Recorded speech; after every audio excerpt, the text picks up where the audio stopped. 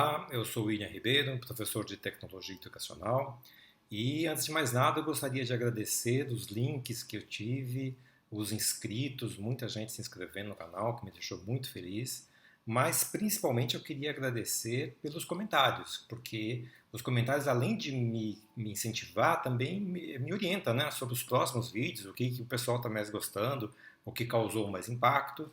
Então é isso aí, obrigado pelo pelas manifestações. Então vamos continuar com a nossa conversa sobre ensino de programação. No último vídeo a gente falou sobre a principal característica, né, do ensino de programação, que é justamente o fato da molecada, das crianças adorarem programar. E essa questão da motivação é muito importante no processo de aprendizado, todo professor sabe disso. Não existe nada mais fácil do que ensinar qualquer coisa para uma criança desde que ela esteja motivada. E para falar sobre esse assunto, eu gostaria de mencionar aqui o Mitchell Resnick, que é o pesquisador do Laboratório de Mídias do MIT, nos Estados Unidos, que na verdade é o criador do Scratch, né? E ele fez uma apresentação de TED que eu acho maravilhosa, muito interessante, muito instrutiva, que eu aconselho assim fortemente quem está interessado nesse tema a assistir. Eu vou deixar o link para esse TED aqui na descrição do vídeo. Tá bom? Então hoje nós vamos falar sobre uma outra característica do ensino de programação para as crianças, que é o pensamento criativo. Para falar sobre isso, eu acho importante a gente retomar uma questão assim que muitos professores conversam no meio educacional, que é o fato da escola tradicional costumar dar maior ênfase a aspectos como pensamento lógico-matemático, questões linguísticas, questões de memorização de fatos, de fórmulas, e muitas vezes, na maioria das vezes, menospreza a questão do pensamento criativo, né? E assim, eu não vejo problema da escola enfatizar esses aspectos lógico-matemáticos, linguísticos, eu acho que está no papel da escola, nada de errado com isso.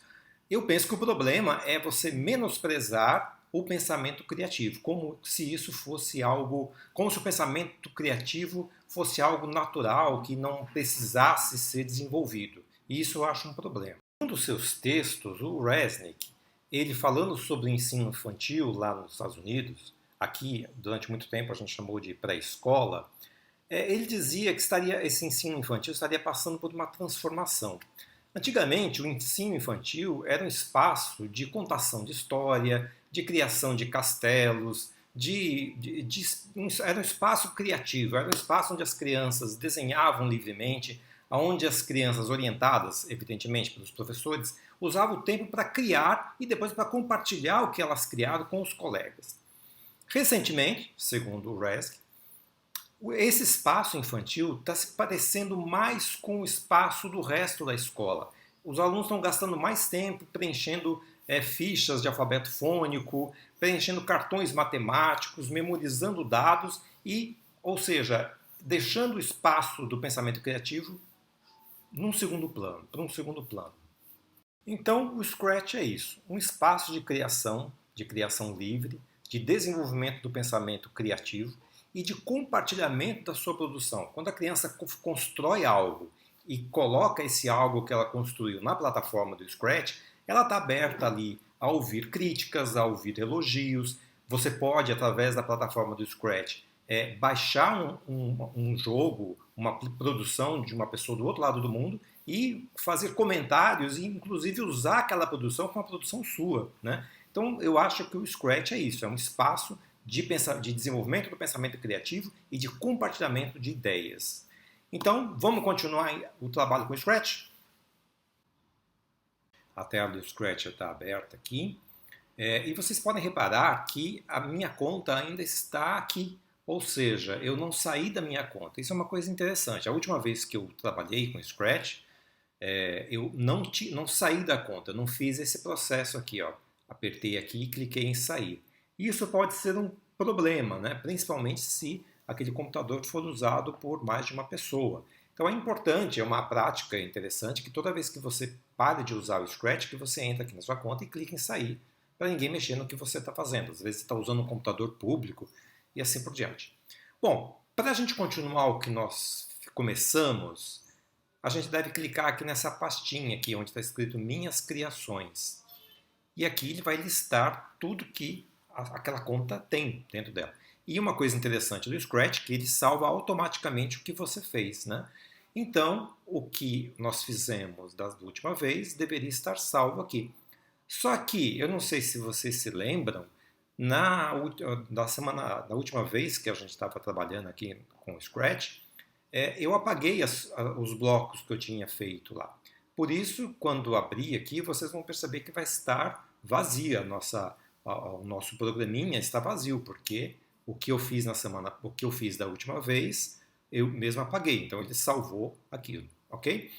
Mas hoje nós vamos fazer algo bastante interessante. Muita gente usa o método de ensinar o Scratch trabalhando um bloco por bloco, vai explicando o funcionamento, a função de cada um dos blocos. Eu não gosto muito desse método, eu acho o método um pouco chato. Eu prefiro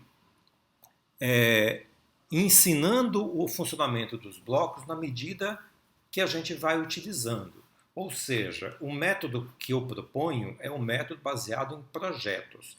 Ao invés da gente ficar se preocupando com o funcionamento individual de cada bloco, o que nós vamos fazer é tentar criar algo interessante. E a primeira coisa interessante que a gente vai criar aqui é um jogo chamado jogo do Pong.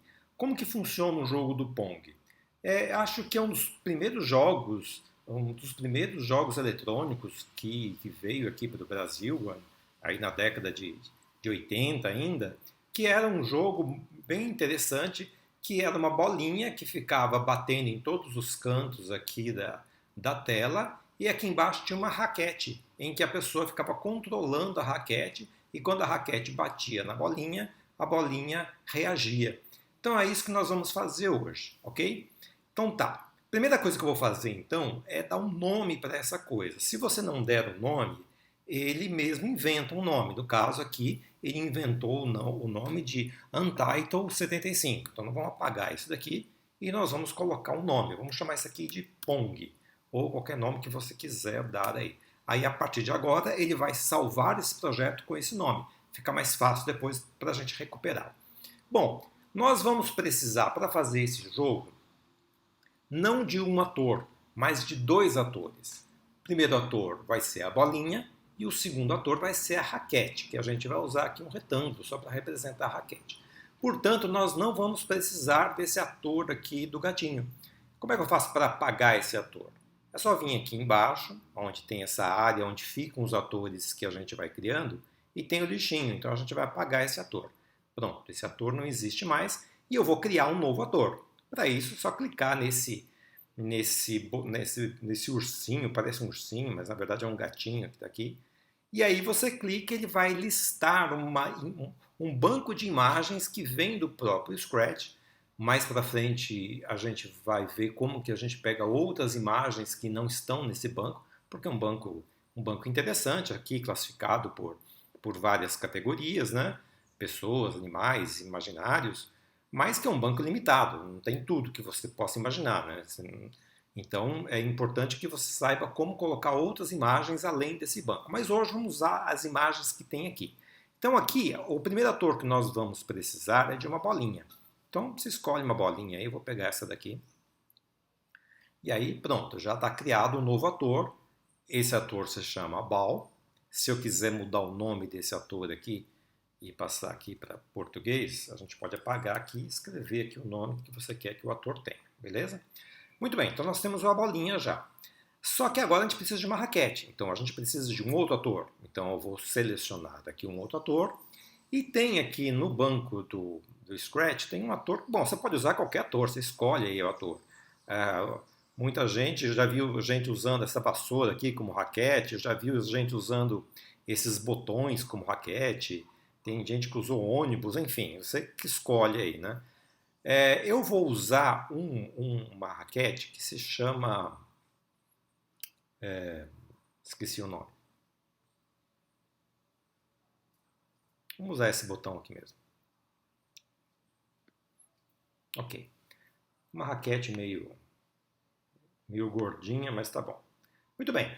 Se eu achar que o tamanho desses atores está inadequado, ou muito grande ou muito pequeno, eu posso alterar isso. Então, ó, eu vou clicar aqui na bola e vou diminuir um pouco o tamanho dessa bola. O que determina o tamanho do ator é esse parâmetro aqui, ó. Esse 100 quer dizer 100%, ou seja, 100% do tamanho original da imagem. Se eu quiser que ela tenha metade do tamanho, eu coloco 50, aperto Enter e a bolinha já fica pequenininha. Mesma coisa aqui com a nossa raquete, ok? Vamos colocar aqui a nossa raquete, vamos chamar a nossa raquete de raquete, né? Isso não é obrigatório, mas acho que é interessante. E vamos colocá-la um pouco menor, vamos colocar 70%. Pronto. Então a minha bolinha está aqui e a minha raquete está aqui. Agora falta eu dizer para a bolinha o que ela tem que fazer para ser uma bolinha do Pong e o que a raquete tem que fazer para ser uma raquete do Pong. Então, vamos começar pela bolinha. Então, assim, o que a bolinha tem que fazer? O que uma bolinha faz no jogo do Pong? Ela anda. Então, nós já sabemos que bloco que nós vamos usar, que é o bloco mova. Só que esse movimento tem que ser feito não apenas uma vez, mas tem que ser feito sempre. É como se eu estivesse apertando esse... Opa, nós estamos... Olha só, é interessante esse erro acontecer. Eu estava achando que eu estava programando a bolinha, mas na verdade eu estou programando o botão. Olha só aqui o símbolo do botão aqui, da raquete aqui. Então não é isso que eu quero. Então eu vou jogar fora aqui esse bloco e nós vamos aqui para a bola e aqui na bola que nós vamos colocar o bloco do movimento. Ok. Vocês reparam, então, é uma informação interessante isso, que você pode programar todos os atores. Cada ator pode ter uma programação individual. Ok? Então vamos lá, vou clicar aqui na bolinha e ela está andando.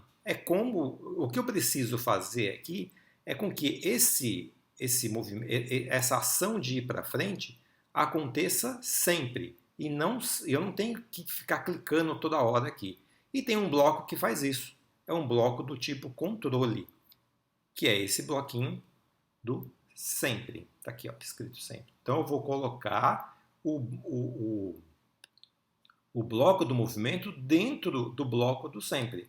Pronto, agora quando eu aperto aqui, a bolinha anda e não para mais. Agora eu vou parar aqui de uma forma forçada, vou passar a bolinha para cá para ficar mais claro, né? Aí quando eu aperto sempre, a bolinha não para mais de andar, ela só para quando chega no final do palco, né? Então eu vou parar aqui de novo e eu vou fazer mais uma coisa que eu acho interessante aqui, que é o seguinte.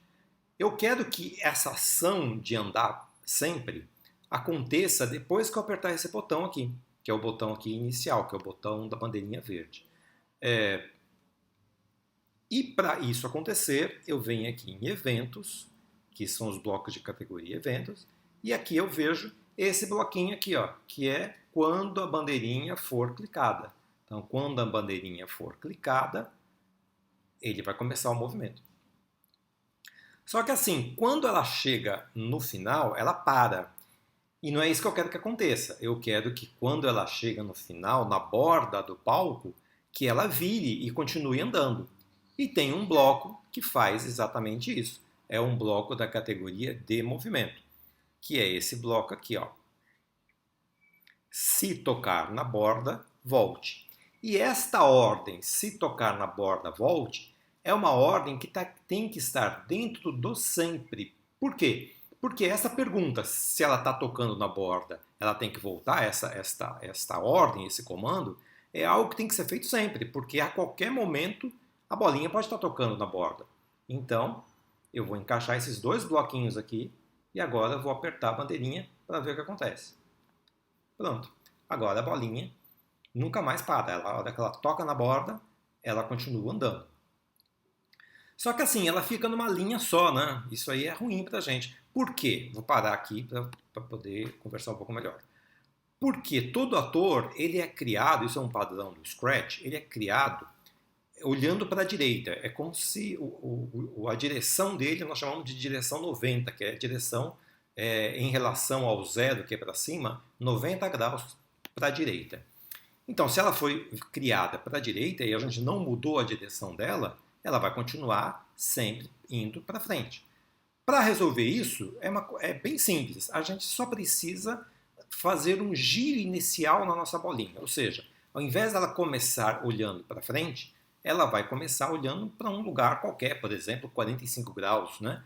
Então, como é que eu faço isso? Eu venho aqui num bloco de movimento e vou usar o bloco apontar para a direção. Então, apontar para a direção 90, ela fica virando para a direita. Agora, se eu colocar, por exemplo, apontar para a direção 45, eu cliquei aqui e já apareceu esse quadrinho aqui. Ó. Eu posso simplesmente regular ou aqui nessa flechinha, clicando aqui. Meu mouse parece estar com um probleminha, pronto, está aqui. Ou simplesmente escrevo, eu poderia ter escrito aqui, ó, sei lá, 35, 33 graus, ou 45 graus, vamos colocar aqui 45 graus, pronto. E esse bloco não, agora uma coisa interessante, apontar para a direção 45 não é algo que deva ser feito sempre. Por quê? Porque nem sempre eu quero que ele fique virado para 45. Quando ele te bater aqui, eu quero que ele fique virado 185 graus, sei lá quantos graus que vai dar. Esse comando é algo que tem que acontecer antes de entrar no sempre e não dentro do sempre. Então, primeiro gira 45 graus, depois fica andando sem parar. Vamos ver se funciona. Pronto, agora sim, a bolinha está andando em todas as direções, batendo a cabeça em todas as direções e a nossa bolinha já está pronta. Já está pronta a programação da nossa bolinha. Então vamos parar aqui. E agora nós vamos fazer a programação da nossa raquete, ok? Então nós vamos clicar aqui na raquete, a área de programação da raquete está vazia. E agora a raquete é o seguinte, o que vai fazer com que ela se mexa? Vai ser uma ação do usuário.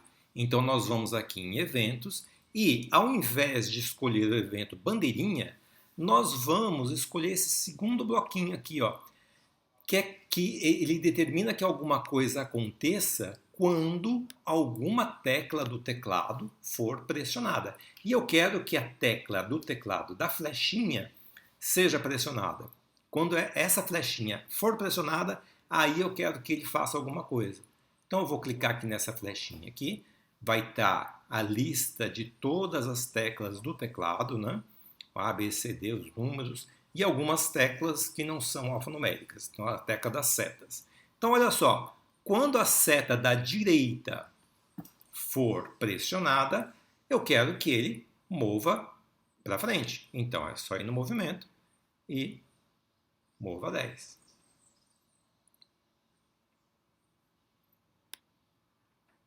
Vamos testar. Ó, eu estou clicando aqui no meu teclado, você não está vendo, mas eu estou clicando, você vai ter que acreditar em mim. Cada vez que eu teclo no teclado, ele anda um pouquinho. Se eu acho que está andando muito pouco, é só aumentar esse tamanho aqui. Ao invés de mover 10 passos, vai mover, por exemplo, 20, 30, quanto você quiser. Ó, agora está um pouco mais rápido. E agora eu vou fazer a mesma coisa, só que para a esquerda. Então eu vou de novo lá na categoria de eventos, pego o bloco do quando a tecla for pressionada, escolho a seta da esquerda, só que agora eu quero que ele vá para trás. Como que eu faço para ir para trás? Muito simples. Ao invés de mover 10 passos, eu vou mover menos 10 passos. Ou seja, eu vou dar uma ré. Então agora quando eu aperto a seta da esquerda, ele está indo para trás.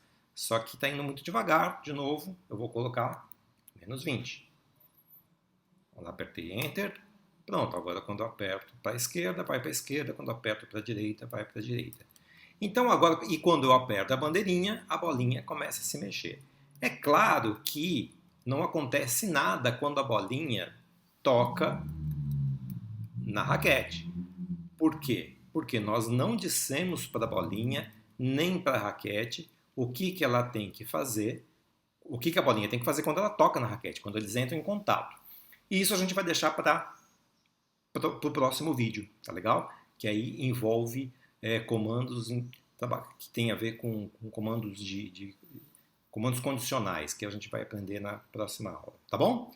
Então, obrigado. Não deixem de se inscrever no canal, por favor, deem os seus links se vocês gostaram e até mais tarde. Até o próximo encontro.